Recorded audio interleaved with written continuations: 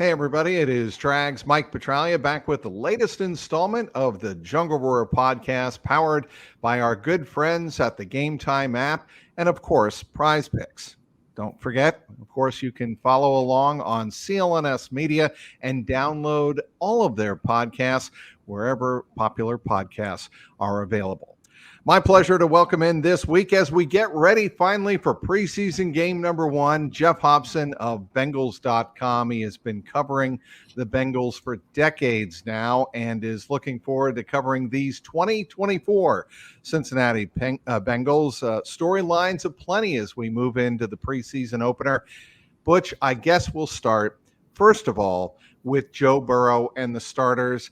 Looks like, fingers crossed, we're going to get our first preseason look at Joe Burrow since 2021 when he played only 3 snaps against the Miami Dolphins. Yeah, Trags, thanks for having me on. Sure. This has been a rare training camp of first. You get Joe Burrow going in from July to August for the first time ever in his 5 seasons. I mean, COVID basically truncated camp. Coming back from a rehab in 21. Sickness and injuries prevented him from going in 22 and 23. So for the first time, we're going to see him in a preseason opener after, hitting all the practices. So it's going to be it's going to be interesting to see how far these guys are ahead. How much farther this offense is ahead. I mean, everybody's talked about it ad nauseum. They got to get out of the gate fast, and this fits right into the to the plan they were hoping to execute. Every question that I've heard about Joe Burrow starts with this: how does the wrist look? How does the wrist look? Yeah. And from everything that I can judge in practice, Butch, over the middle, it looks very strong. He's been accurate, pretty much on time, good velocity behind the throw. The only times I notice the ball wobbling a bit is outside the numbers. Sometimes he throws a go ball. He puts a little bit more air under it than I'm used to seeing, but still fairly accurate.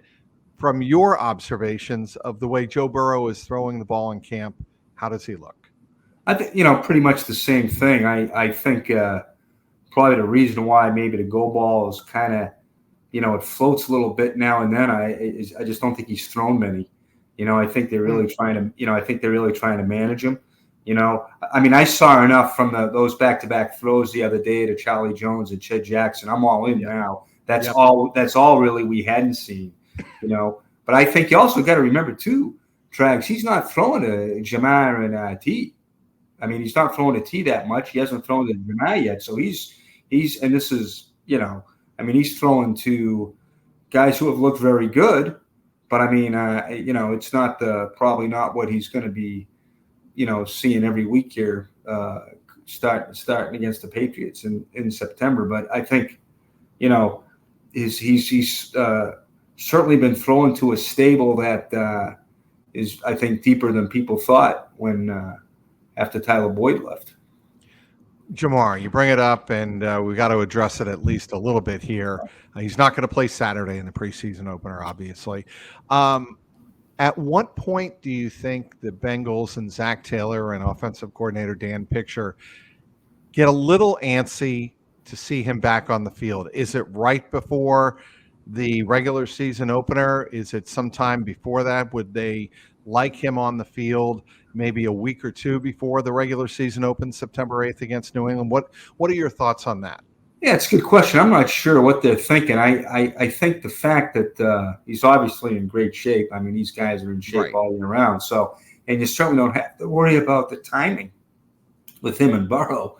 Burrow said, not to interrupt you, Butch, but Burrow said last week that maybe one practice is all he needs. Get into some individual drills, and Jamar will be good to go because, like you just said, he's in exceptional physical shape. Personally, I'd like to see more than a week because I lived this in 2008 with Chad Johnson and TJ Houshmandzadeh, and they didn't practice until the week before the first game.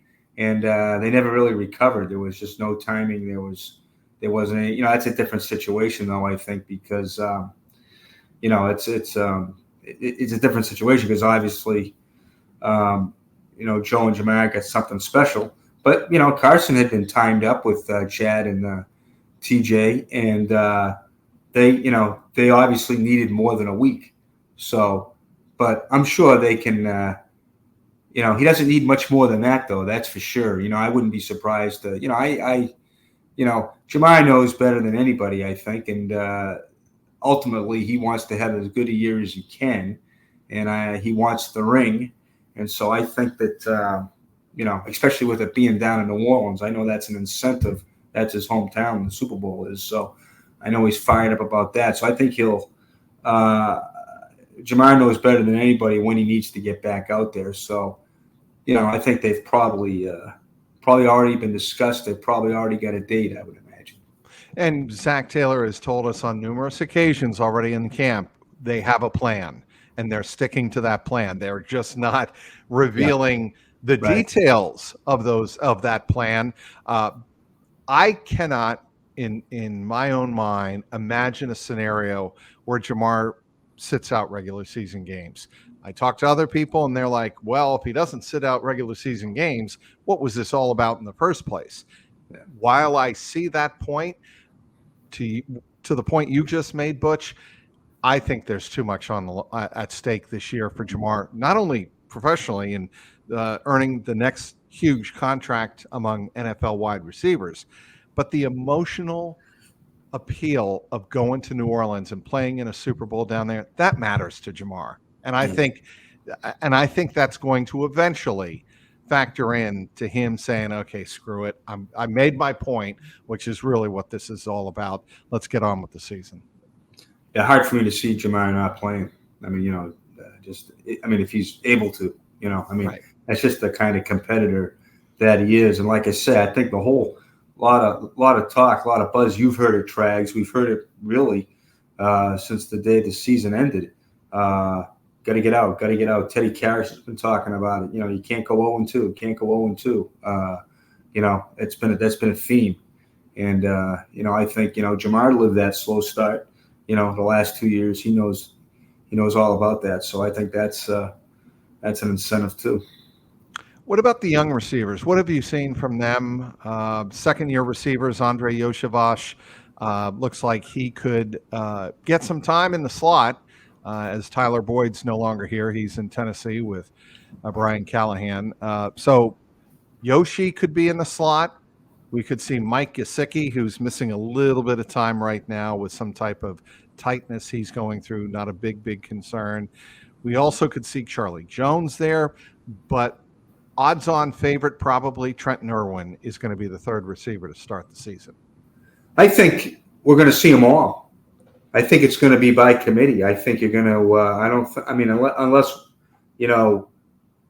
first quarter of the year, halfway through the year, somebody steps up and is clearly a slot guy. But I think until then, I think all the guys you just mentioned, we're going to see in there. And I think you could probably throw in Chase Brown, too, the running back. So, see, I'll tell you, that's not a name I hear a lot in that role, but it makes a ton of sense given his speed, his explosiveness, and how much he's worked on his pass catching game as a running back. Yeah, I don't think we're going to see a steady diet of that. I think we'll see it here and there. And that's where I think we'll see the other guy. Tanner Hudson is a guy that I can see getting some reps in a slot. So I think the thing is to me, it looks like the thing is going to be by committee. It's going to depend on the opponent. I hate to sound like Pitch, because Pitch will say this tomorrow after practice probably. He'll say, and he's been saying it all off season, it's going to depend on the opponent. It's going to depend on the down and distance, So I think that's what they pride this offense in is, a lot of offenses pride themselves on hanging their hat on something. What the Bengals hang their hat on is their versatility. So I think, one third down, you might see Gesicki in there. The next third down, you might see Yoshi line up on the outside and then go in motion in the slot. So right. I just think it's going to be, like I said, I think it'll be by committee. But what if you go for 3 weeks and, Yoshi's playing like he is now?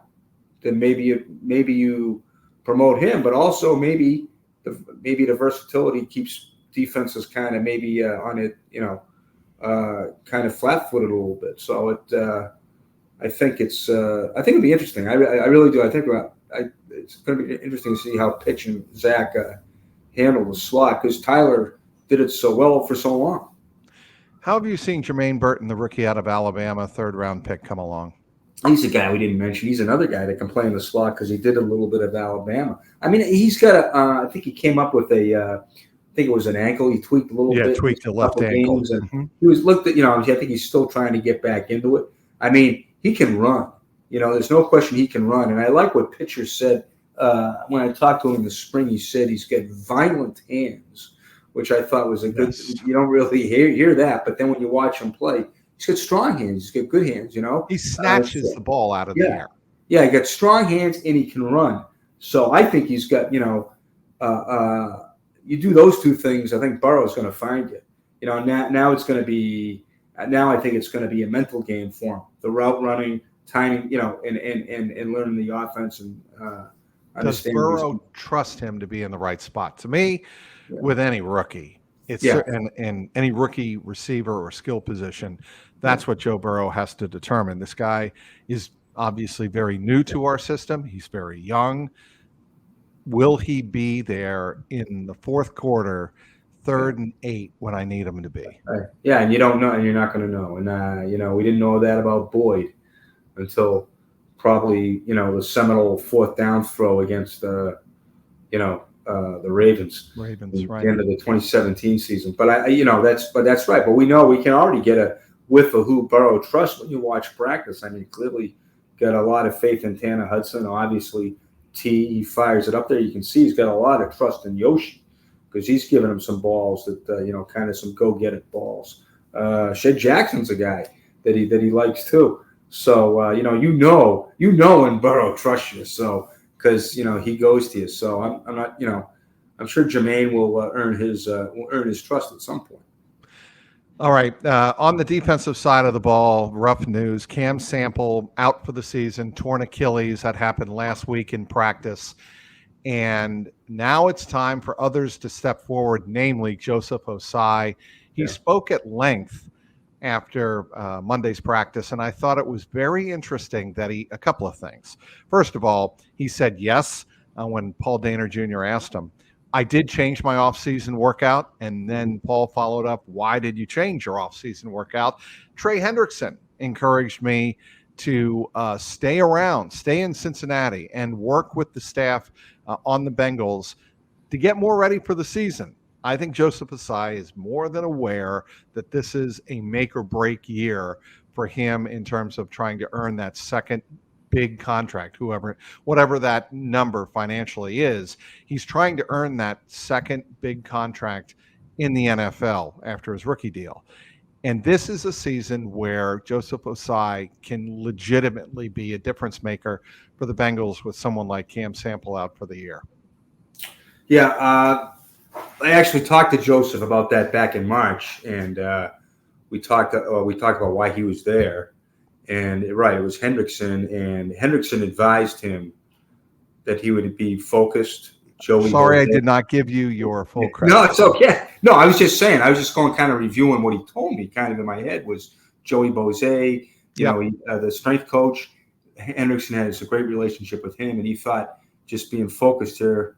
I didn't mean to blow my own horn. Sorry about that. No. The key thing I got out of it was he watched Hendrickson get 17 and a half sacks in that off-season regimen. So he said, I'm going to go for it. And you're exactly right, Trags. I mean, there's no bigger year for a guy than the fourth year. And do you get the second contract? Do you become a journeyman? Are you working on 1-year contracts for the next 3 years? Do you get some security? I mean, we all love Ossai. He's such a hard worker, and he's had horrible luck. I mean, this guy almost, I think I said it yesterday, it's almost a supernatural streak of bad luck, I mean, he laughed. I asked him, what comes to your mind when I ask you about a preseason opener against Tampa Bay?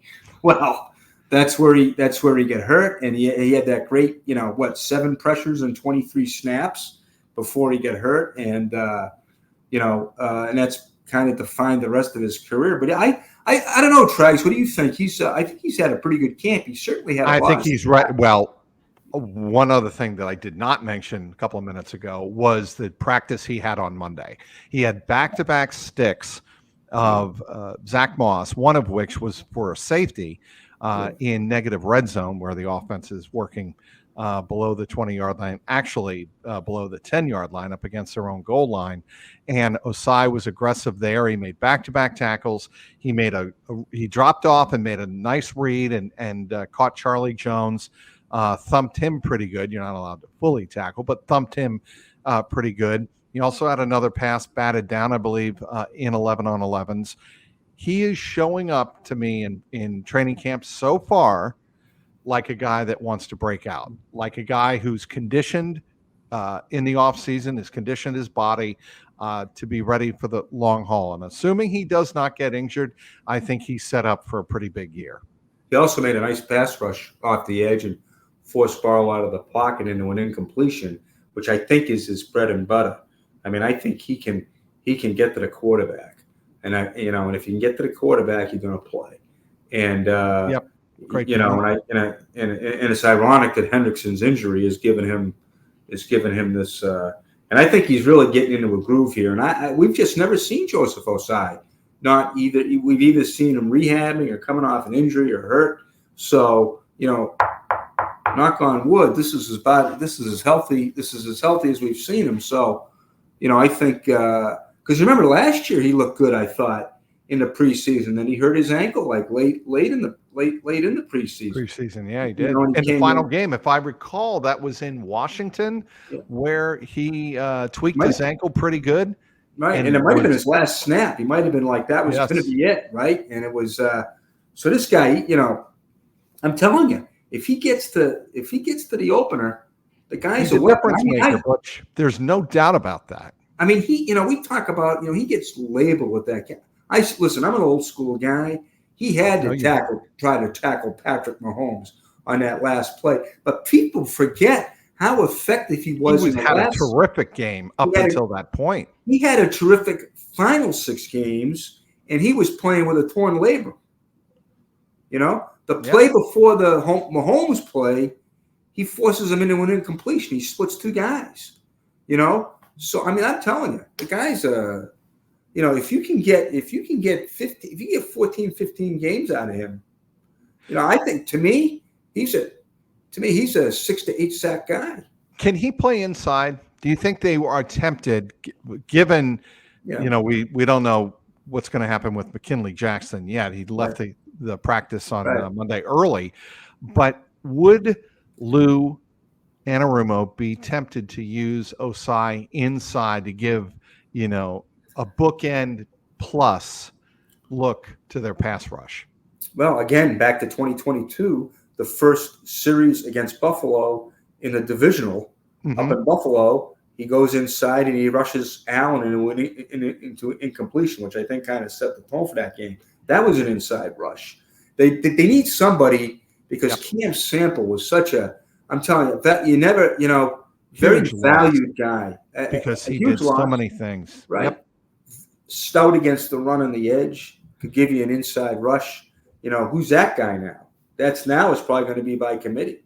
A guy we haven't talked about, and he's a rookie, and he's really grinding to make that, because he's going to have to show he can play on special teams. But Cedric Johnson is a guy I think who's might be a beneficiary of that injury. So I asked Zach about him, as you know. I asked him about Cedric Johnson on Monday, and he gave a nice kind of classic coach-esque answer about what he as a rookie is trying to prove. Consistency, he'll make one good play and then maybe make a not so good play, or get beat on another snap.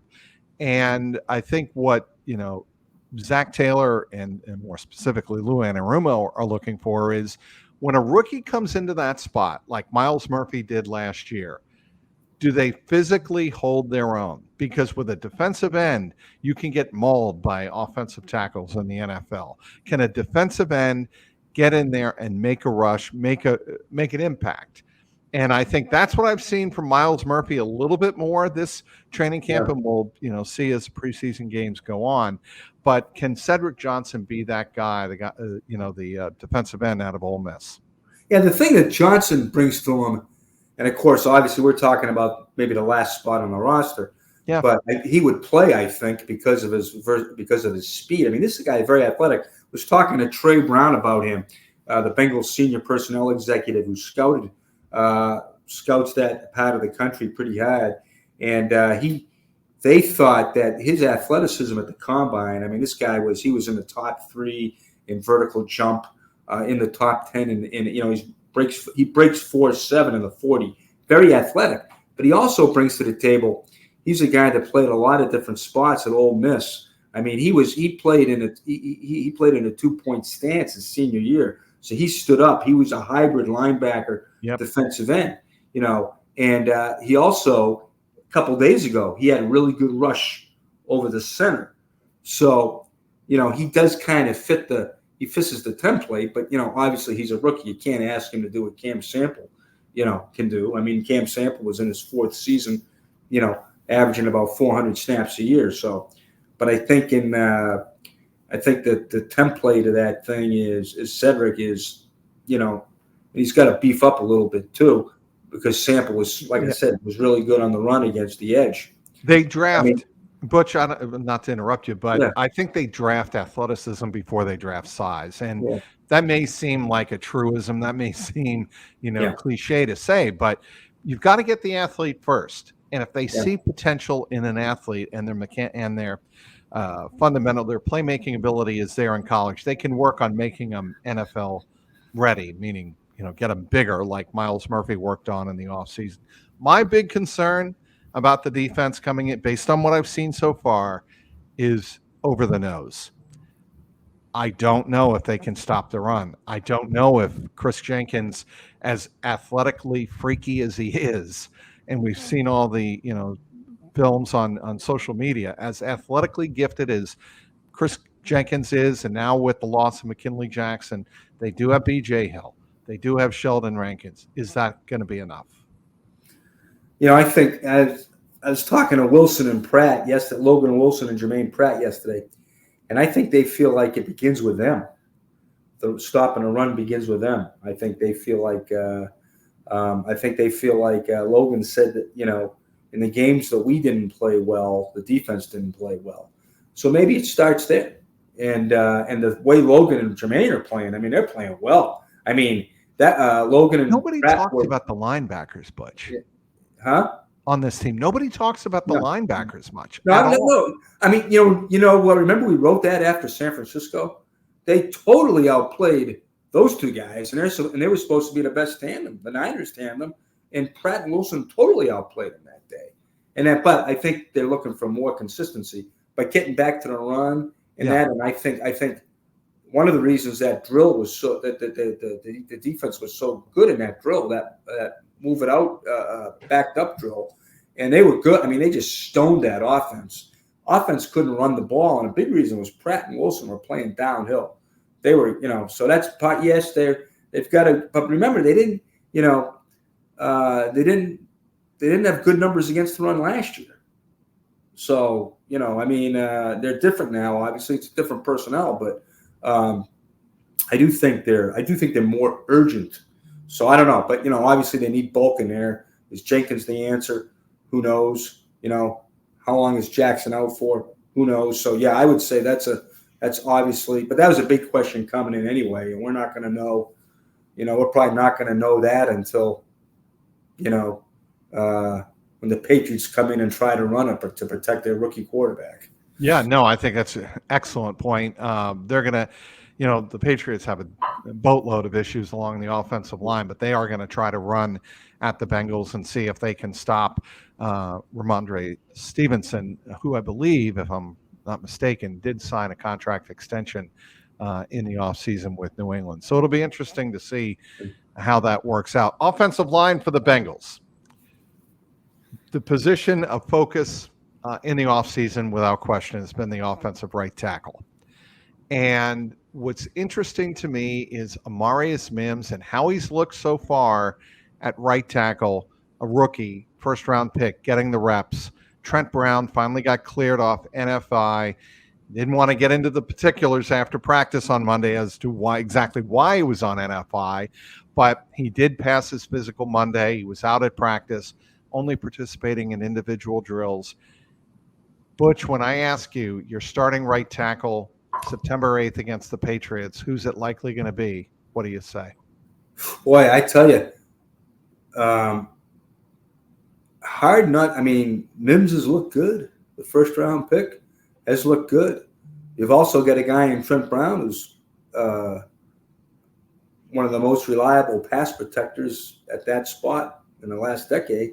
I mean, people have written many things about Trent Brown, but what keeps coming back is that the guy protects the passer.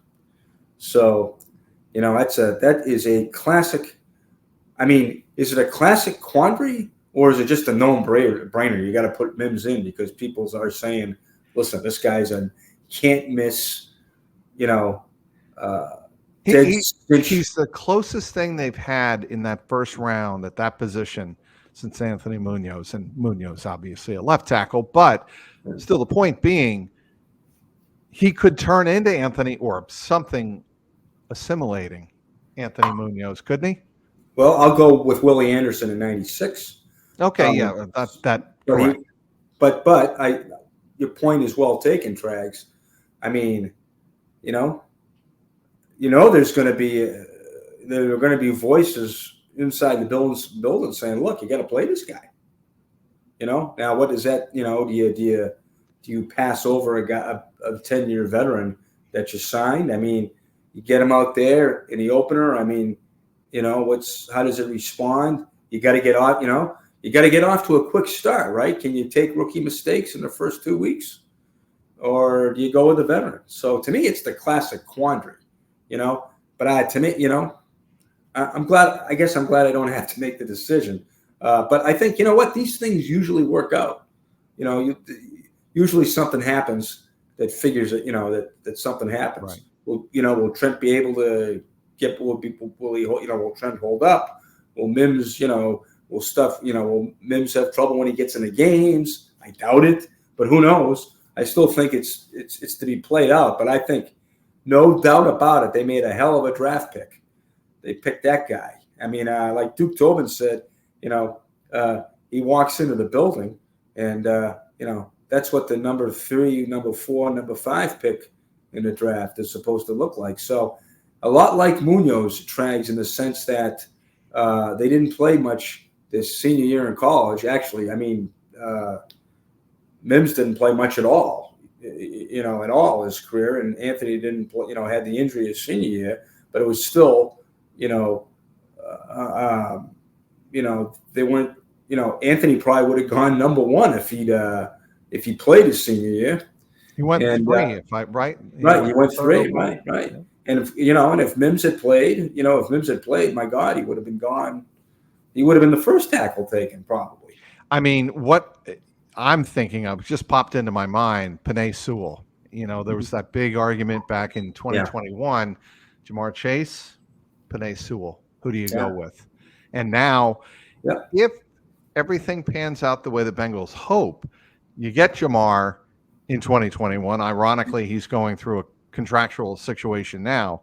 But if you sign him long-term and then you get Amarius Mims and he turns into what the Bengals think he's going to be, you eventually get both. And that's probably the best of both worlds. The thing I like about Mims is how he is as a guy.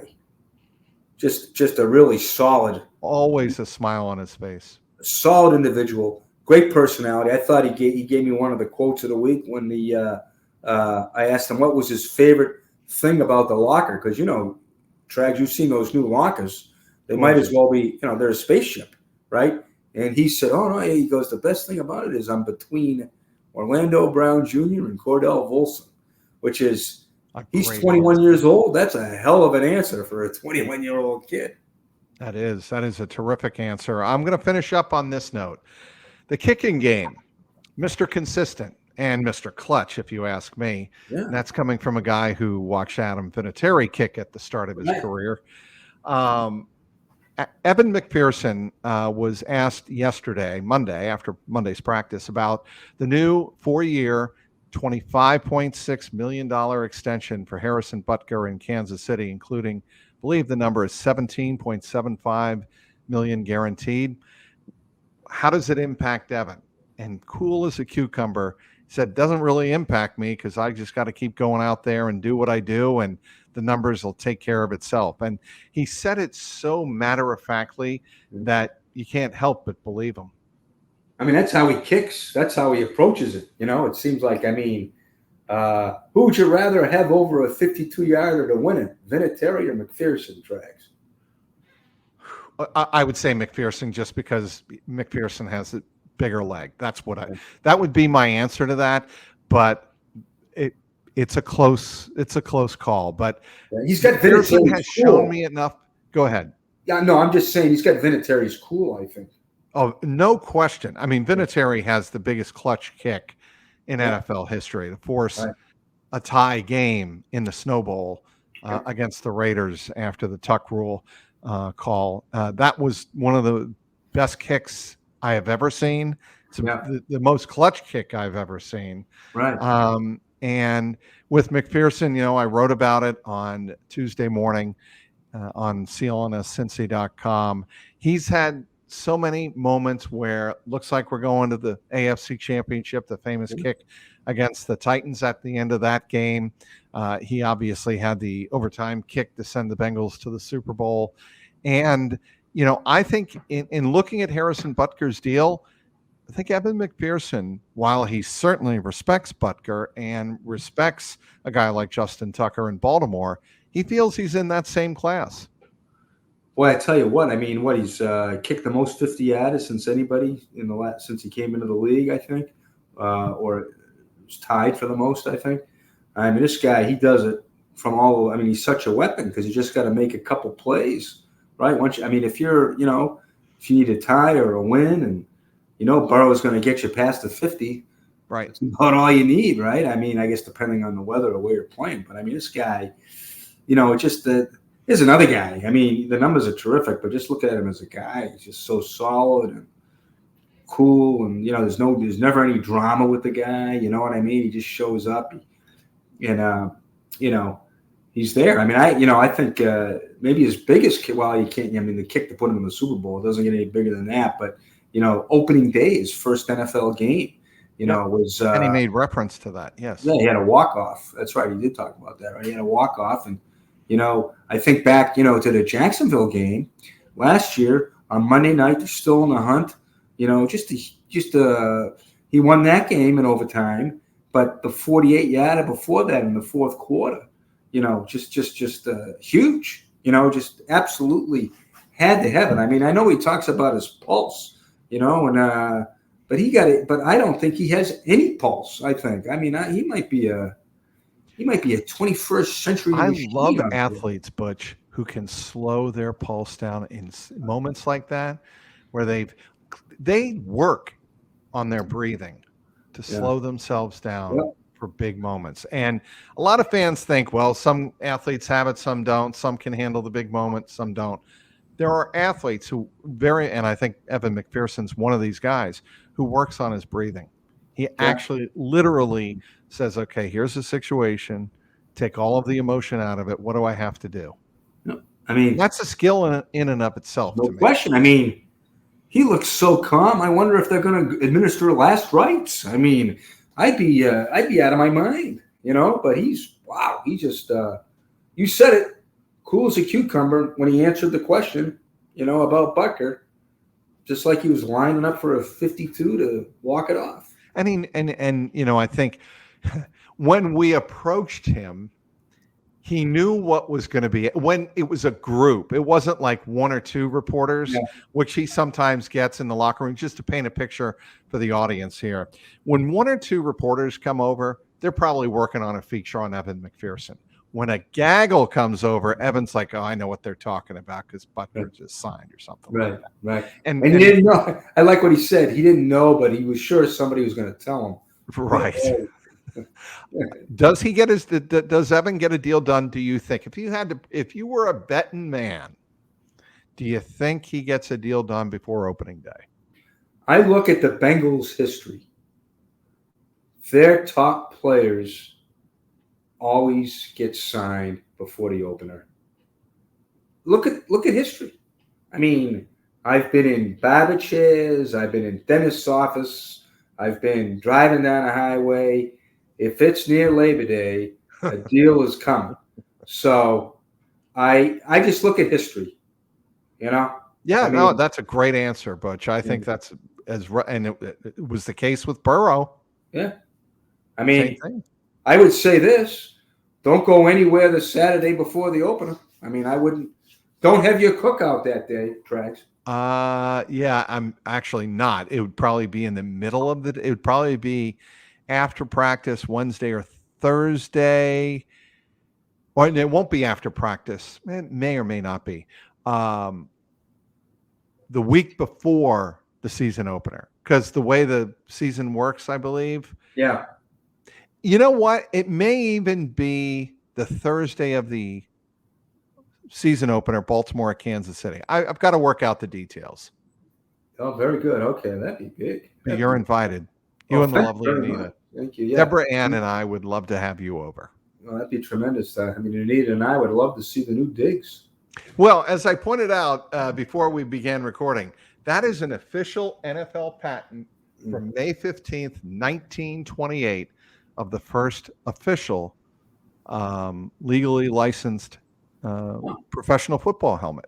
That's what that is. See, everybody? That's great. How'd you get that? Where'd you get that? I mean, Deborah Ann found it for me. I don't know what store. There are two other similar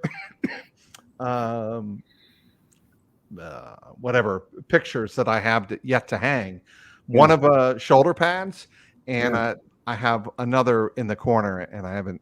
It's turned around the wrong way, so I can't make it out. But and we know there's no face mask on that helmet because that didn't happen until correct. You know who invented it, right? Yes. So now you got to find that one. You got to find that patent to put up there with that helmet, because yeah, that is because if I remember the story, didn't the quarterback break his jaw? Yeah, that's right. And it's a famous quarterback. Was it? Was it Otto? Was it? I think it was Otto Graham. Yes. Otto, okay, he did it with the Browns, right? Because I think the first college player to wear it at a game might have been Pete Brown at Denison, perhaps. Is that true? It might. I think it was. I think Pete told me once he wore one. Wow. Yeah. Outstanding. Well, Butch, that's why I love having you on. Well, I hope the ratings don't take. No, they won't tank. I'll make sure of that. Sure? I'll fabricate the ratings. How's that? Yes. But by the way, your Carmine Hose, the Red Sox, hanging in there. They can hit, man. I'm telling you. Yes. They've been scoring 8, 9, 10 runs a night. But it's just the They're both. I mean, they got to get some of those. They got to get Chris Matton back. I think they got to get Chris Matton, and they got to get Kinley healthy. So make sure he's okay. But he's been able to take like a week. He's actually had, as you reminded me the other day, he's actually had a great year until the last week. Right. Correct. Yeah. So I don't know. Like I say, on one hand, I say, do we really care about getting the third wild card? And on the other hand, Arizona last year. Yes, let's make the playoff. Let's make the play. I tell you what, Alex Cora, right now, give him manager of the year. I buy that 100%. 100%. They get some good young play. I mean, they're better than I thought they were at the beginning of the year. Duran can play. Romy.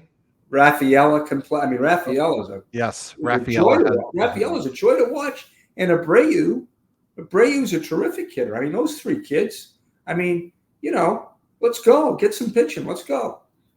Be interesting to see what happens in the baseball playoffs. I do not think the local 9 here in Cincinnati are headed to the playoffs. I think the Reds are going to finish, Butch, 80 and 82. I think it's going to be a flip of last year, and they just don't have enough consistency, don't have enough bodies. And I enjoyed watching that Red Sox series, whatever it was in June. Yeah. And, the Reds are what they are.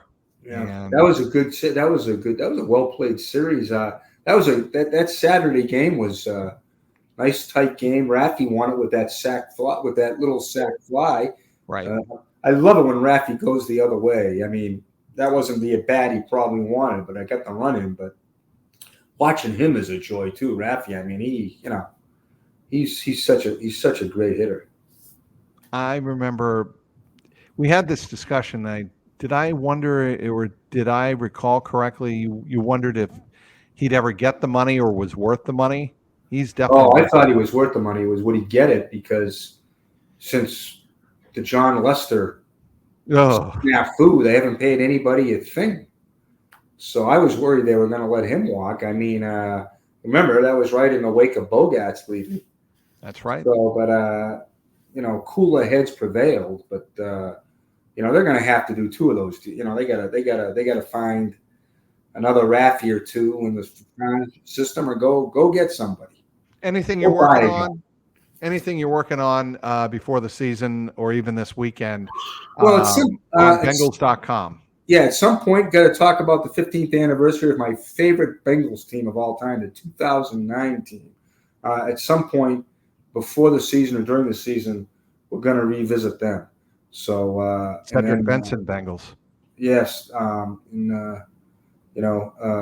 R.I.P. Cedric, but he was the face of that team. I mean, he was what that team was all about, in my opinion. Remember, I'll never forget that game against the Chicago Bears. Yeah, There's never a player who had more to prove against a former team than Cedric Benson did against the Bears that day. And he, I think it's still the record for the most yards a guy got against his former team, I think. Oh, really? I did not know that. I'll have to 212? Something like that? I think he hit like was it 100 and it might have been 170 or something, 180. He didn't go over 200? No, he didn't. No, he never did. The only two guys who've gone for two bills, only three guys. I think Rudy Johnson went for two bills once, and Corey did it 3 times, and Brooks did it a couple. I was going to say James Brooks. I think I recall once. Yeah, but never said. Although said, I mean, remember that team swept the division. They did it with a running game and defense, and thought they had the Jets beat that year. Yeah, I really did. They went up 7-0 in that game. Carson Palmer finally playing in a playoff game. Yeah, and I'm like, here we go. This is going to be what 2005 was supposed to be. Yeah, and then Revis took Chad out of it, and they didn't have anybody else. And Carson struggled a little bit in the win too. He wasn't as accurate, and Cedric carried him that night.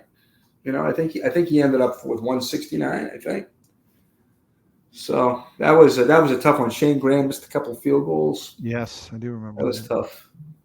All right. He is Geoff Hobson of Bengals.com, does a great job of covering your hometown striped team in the National Football League. Be sure to follow him on Bengals.com.